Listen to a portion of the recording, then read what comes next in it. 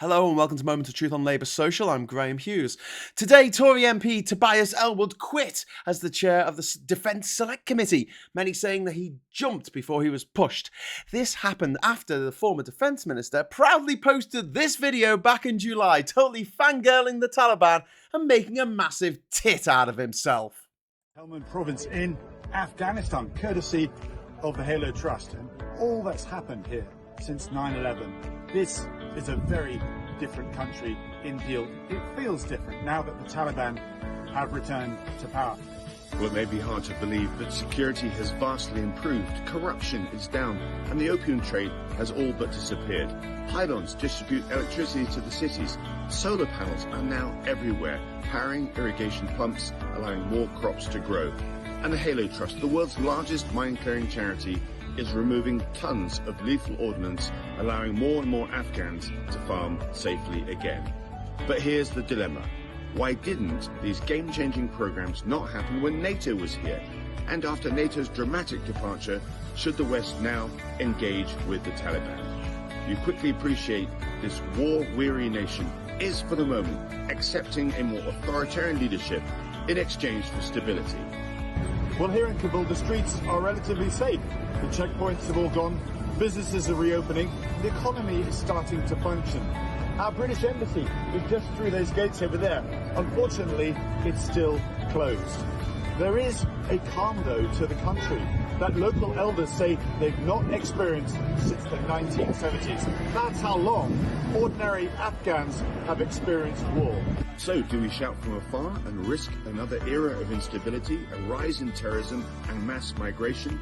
Or re-engage? If the EU embassy can open up, so can ours.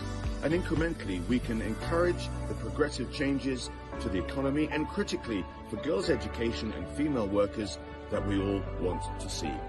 Well, I depart Afghanistan with a better appreciation as to how we can help this vulnerable country that feels abandoned by the international community. It is time to reopen the embassies. It is time to re-engage. And Britain should lead the way. Wow, there is a lot going on there. I mean, first of all, the music. It's like he's presenting an inspirational corporate video for a company that makes cardboard boxes rather than starring in a clip singing the praises of one of the most oppressive and brutal regimes in the world. He talks about seeing solar panels and saying, why weren't they set up by NATO? Well, that's as if they weren't set up by US aid. The same US aid who completed the construction of 3 power generation plants in 2009, 2016 and 2010. Roads were built under the NATO rule. Bridges, infrastructure, monuments were put back together. Mosques were repaired and schools constructed. Schools that girls are allowed to attend. This all seems to have passed Ellwood by. Now look, I'm not saying that the invasion of Afghanistan was a good idea by any means. But I will say that the country was in a much better state when Western forces, albeit haphazardly, pulled out in 2021 than it was in 2001. And to imply that nothing happened for 20 years and then suddenly the sanction-hit Taliban government that not even Russia recognises, things got super good, is at best disingenuous. At worst, it looks like the most grotesque form of some kind of moral relativism. Also in the video, Ellwood goes on to tell a flat-out lie about the opium trade, saying that it ended under the Taliban, when, according to the UN Office on Drugs and Crime, opium cultivation in 2002 was up by 32% compared with the year before. Ellwood initially defended this offensively idiotic propaganda piece for the Taliban, saying stability in the country was on a different level than during the times of conflict.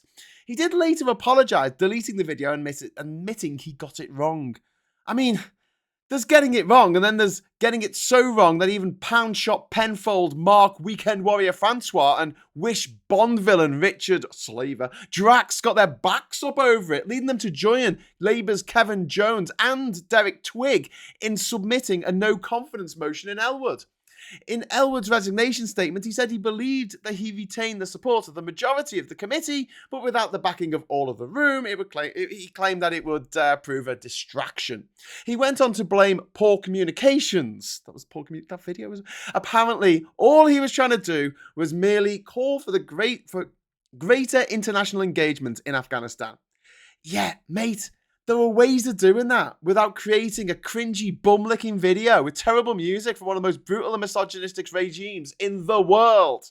It just goes to show that even the Tories that come across as halfway sensible, after all, Elwood did vote to remain in the EU, are, at their core, Tories, and therefore the absolute worst the human race has to offer.